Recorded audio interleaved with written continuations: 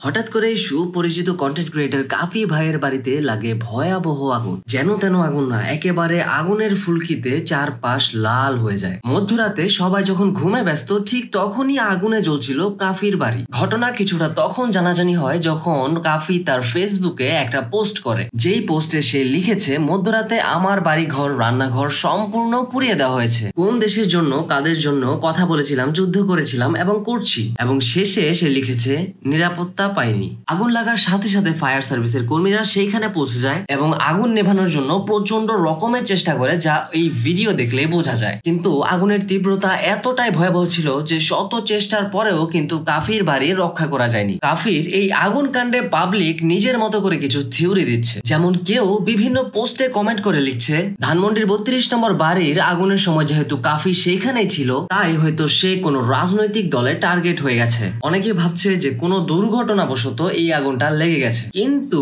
অনেকেই আবার এইটাও বলতেছে যে এটা নাকি কাফির একটা প্রি প্ল্যান্ড ইনসিডেন্ট ছিল, কারণ আগুনটা সে নিজেই লাগিয়েছে। এটা অনেকে এই জন্য মনে করছে যে কাফি সম্প্রতি তার একটা ভিডিওর জন্য অনেক বেশি সমালোচিত হয়, আর সেই সমালোচনার রেশ ঢাকতেই সে তার নিজের বাড়িতে আগুন লাগিয়েছে। আসলে এক একজন মানুষের এক এক রকম চিন্তা ভাবনা, কিন্তু আমি বলবো যা হচ্ছে বা যা হয়েছে পুরো ঘটনাটা কিন্তু দুঃখজনক। এদিকে আজকের এই দিনটা শহীদ আবরার ফাহাদের জন্মদিন। আবরার ফাহাদ যে শহীদ হয় ছাত্রলীগের বর্বর হামলা ও নির্যাতনে। আর আজ 12 ফেব্রুয়ারি আবরার ফাহাদের জন্মদিনের এই দিনটাতে অনেকেই ফেসবুকে পোস্ট করে তাকে শুভেচ্ছা জানাচ্ছে। জন্মদিনের আজকের এই দিনটাতে বলতে চাই, আবরার কিন্তু সশরীরে বেঁচে নেই, কিন্তু সে ঠিকই বেঁচে আছে আমাদের স্মৃতিতে এবং সাহসে।